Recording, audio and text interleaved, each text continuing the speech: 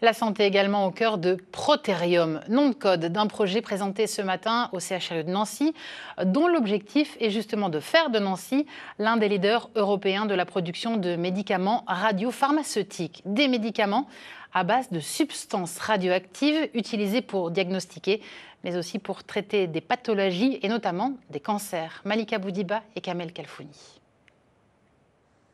Nancy pourrait bien devenir un des leaders mondiaux de la médecine nucléaire. C'est l'objectif du projet Proterium.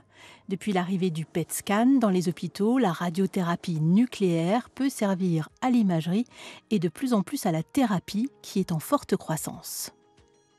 Ça consiste à aller détruire en fait des cellules dans le corps, notamment des lésions cancéreuses, de façon très spécifique, puisqu'on va aller fixer uniquement les produits radioactifs sur les cellules, et pas forcément l'organe, mais les cellules qu'on va détruire. La radiothérapie nucléaire, cela ressemble à ça, un produit injectable qui contient une molécule radioactive. Dans ce laboratoire de recherche et développement, les scientifiques y travaillent déjà. Ces médicaments ont fait leurs preuves dans le cas du cancer de la thyroïde et celui de la prostate. On peut espérer des avancées majeures dans d'autres types de cancers. L'idée, c'est de mettre Nancy sur la carte en disant les sociétés qui veulent faire des essais cliniques peuvent venir au CHU de Nancy, à Nancy-Clotet, faire leurs essais cliniques.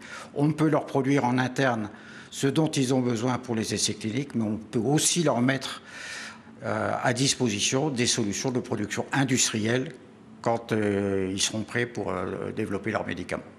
Il n'y a pas de sociétés qui sont aujourd'hui capables de produire en Europe à cette échelle-là. Et donc ça manque.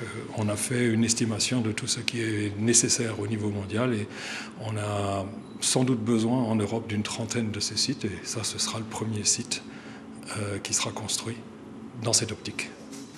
La plateforme devrait créer une quarantaine d'emplois. Une école de formation ouvrira aussi ses portes. L'usine de production sortira de terre dans le secteur de Gondreville en 2027.